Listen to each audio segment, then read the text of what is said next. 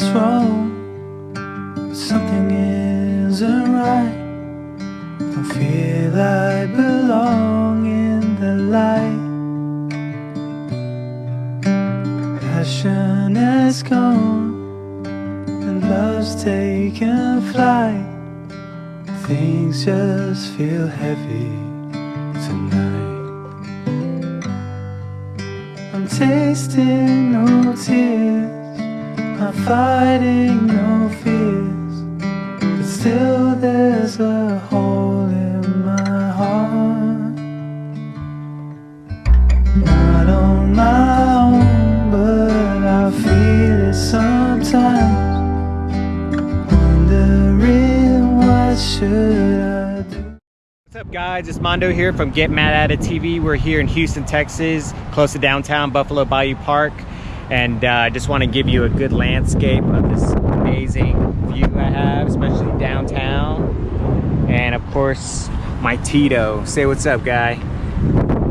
Anyway, I hope you liked the first part of that video. I just think that the fallen leaf was a good symbolic thing of my life that's broken and floating up and down and sideways, and that's how kind of life is. It lifts us up, pushes it down, and kind of moves us sideways. And that leaf was getting help from the wind, keeping it up and down, and sunlight, keeping it strong. However, it was broken, and I feel like we're all broken some kind of way. We're not perfect, which I think is good. And yeah, and I was actually watching that leaf float across the street for a good 10 seconds before I whipped out my camera to record that cool content. So I hope you enjoy the rest of this video, the submissions from the Human Journal Project that I created a couple weeks ago, and had some really good friends submit some video and audio.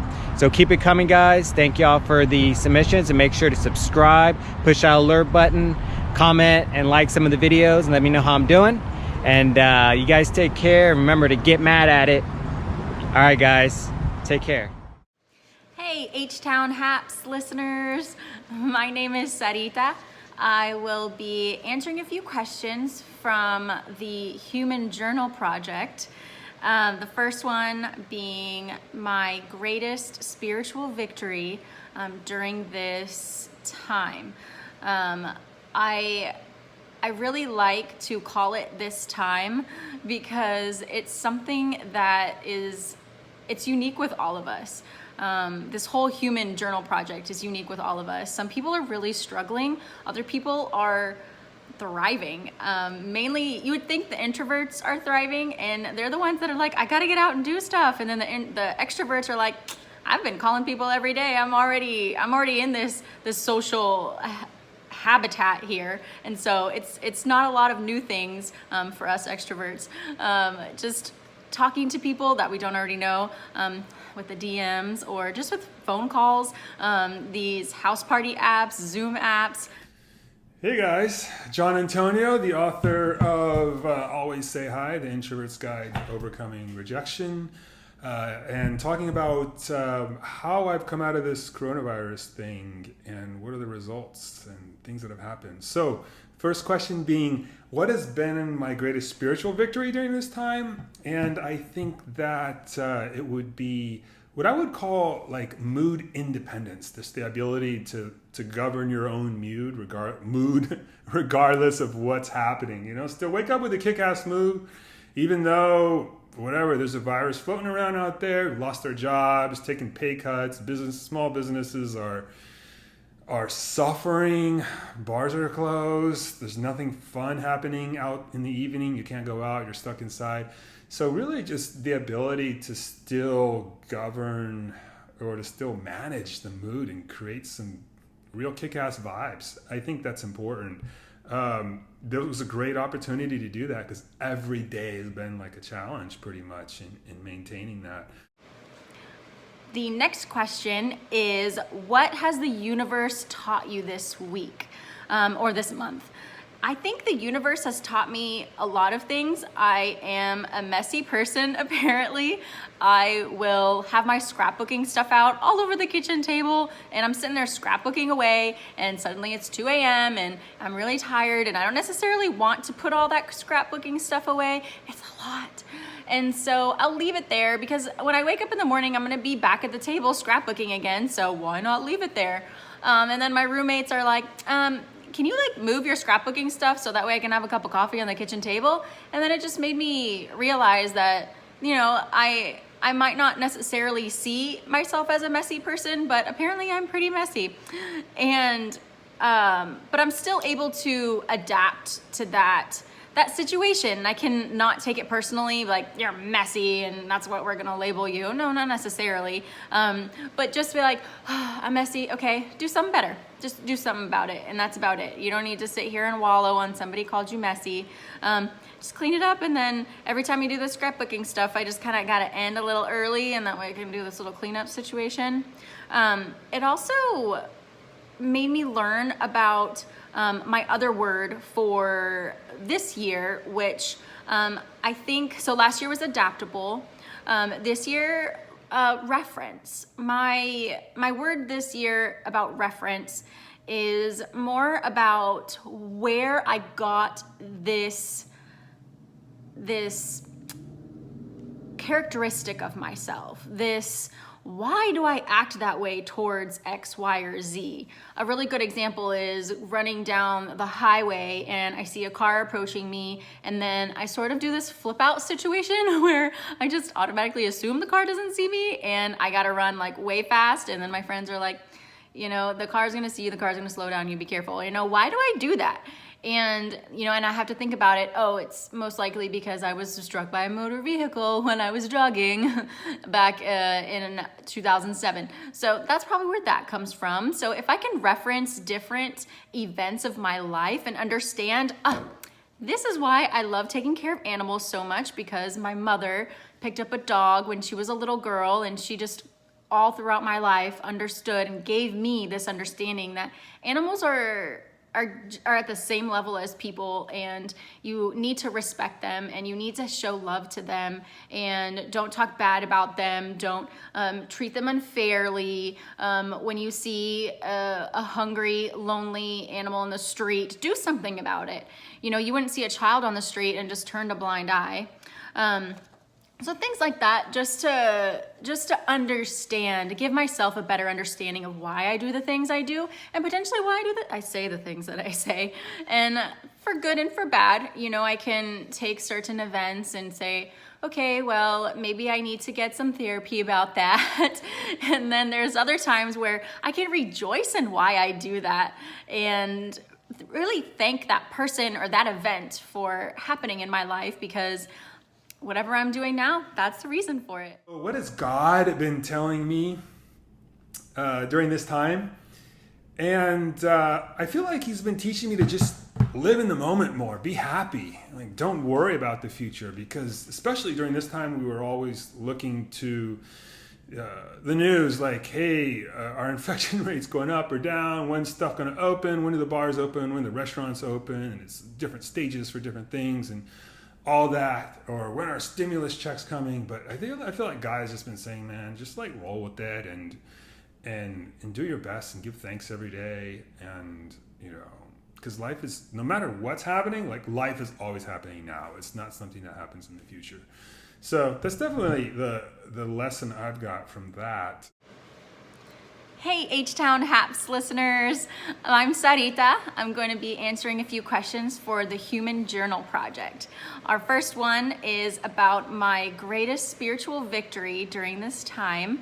I think that I personally have had a lot of different experiences during this time, and basically every single one of them I give thanks to the universe or God, or, you know, whoever you want, or whatever you want to put a label on that. My main victory is doing it. I really have been struggling with adaptation, which was my word for 2019, and it was just about when something is thrown at you, you gotta just kind of go with it. And I really have grown since that time. I have continued to be very disciplined to work out every day, which if you know me, that's sort of a normal thing. And then disciplined in not other ways, like waking up really early, which I definitely haven't been doing since I don't have to be at work very early. Not being so judgmental. I guess I can look at these videos of stars, for example. You can just throw out the Kardashians there and say, what the heck are you doing? This is ridiculous. And now I'm just like, hey, they're just trying to have fun. Let's just, I don't know, not be so mouthy, wordy about what other people are doing. They're just living their best lives. And if that's the way they do it, that's the way they do it. And I came to that conclusion by seeing other people on Facebook, on Instagram, kind of ragging on other people. Oh my gosh, look at you going off in a golf cart with 4 other people. How dare you? Well, you know, they might live in the same house. So technically, like, those 4 people are kind of one person. So I don't know, I just sort of took a look at that and I said, what do I do that's like that? What do I do when people are looking at me like, honey, you need to calm down a little bit? And I mean, I'm not saying I'm still judgmental about what in the world is she wearing. You know, it's 40 degrees outside. Like, are you still in your Uggs and booty shorts? Still don't understand that. But now lately, I've just been reading things that people will write on Instagram or on Facebook. And instead of putting in my 2 cents and maybe being a little sassy about it, I'll just let myself know it's okay to sit this one out. Next question. What's the best thing that's happened to me in the last week or month? Probably, no, without doubt, actually, the connections I've been able to make from just meeting people at the park, since this is the only place we can really go. Made some great connections there, or even social media, you know, just DMing and, hey, I'm John, what's up? What's your story? Things like that. Made some great connections there as well. Or people that you already sort of had in your phone, but you never reached out to or rarely reached out to because you're just distracted, didn't have the time, and now was the time to do it. So definitely the human connections I've made, meaningful connections I've made the past 5 or 6 weeks. That's the most important thing that's happened. Made more of those, like in the last 6 weeks than I had in maybe the 6 months before coronavirus. Next question is, what is the best thing that's happened this week or this month? And I cannot say enough how amazing it's been to see people coming together but far apart. And what I mean by that is just all of these people seeing their favorite yoga instructor on a Zoom meeting or on Instagram Live, and then they take pictures of them and they say, guys, come see my favorite Zumba instructor, my favorite yoga instructor. You guys gotta see this person. She's great. He does the most amazing choreography. It's just all about supporting each other, supporting local businesses. Look at the charcuterie board that I just got from 60 Vines, and look at this margarita to go. That was really great from Ladybirds, and I couldn't remember what happened most of the rest of that night. And it's just been great. It's been fabulous seeing Houstonians support other Houstonians, people supporting other people. And I really love that, because maybe before it was about tearing things down, not necessarily tearing things down, but being a little judgmental in a funny way. And now it's just all about support, support, support. And I cannot get over that. I really hope that stays. Another really good example of how people are supporting people and how happy that makes me, and it being the best thing that's happened this week or this month, is fostering animals. I have been fostering dogs and cats from Rescued Pets Movement for a few months now. I guess I started back in December, and just from posting about it, people have been asking me about it, and so I let them know, and then I send them the links, and then suddenly they're fostering dogs and cats, and then telling me their sometimes horror stories and really, really great stories too. And that makes me so, so happy, because these animals, would possibly get it over there in Bark, and now they're having great homes. They're learning to be a little more sociable. They're learning to maybe be potty trained a little bit better, and then they're finding their forever homes. And that's exactly what I love to do about adoption and about fostering animals, really. And it's just been the greatest for me to look at my friends' stories, look at their Instagram posts, Facebook posts, and about how they have a new dog, and I recognize that dog, and then they say, yes, thank you so much for sending me to Rescued Pets Movement or Friends for Life or Canine Angels, and it's just, it's great because we're changing multiple people's lives, not just these dogs or these cats, these animals. And it's just been the absolute best. It's been a pretty great month, quite frankly, besides everything else that's happened. I'm unemployed too, basically. So I totally understand that there are negative things going on, and I don't want to overshadow those things, but it is really, really great, all the positive things that are going on right now. And I would just love to harness that. Money didn't matter. What would it be? It would continue doing what I'm doing now. Write books and inspire men to lead awesome lives. I think that life isn't easy for anybody, but especially like men, we got our own challenges and stuff, and building a social network and having support and all this. You got to develop your career and just be a badass all life long. And that's not easy. And I'm always happy to share any of the lessons that I've learned with other guys, and I definitely learned from other guys also. So that's something close to my heart is men out there. For the last question for the Human Journal Project, it is, what drives you? What motivates you? I find drive from so many things. They could be events, they could be things that I see. If I'm gonna be motivated to cook something I've never done before, I probably have to see it first. A curry dish that a friend just made, can you give me the recipe for that? Or I'm just scrolling through Instagram and I notice some cookie recipe for protein brownies. Done. So I mentioned earlier that my word for 2020 was reference. And so I've been giving it a lot of thought about what essentially motivates me. And my mom had a quote from Forrest Whitcraft, and it went something like, 100 years from now, it will not matter my bank account was, or the sort of house I lived in, or the kind of car I drove, but the world may be different because I was important in the life of a child. And I really love that quote because I also love children.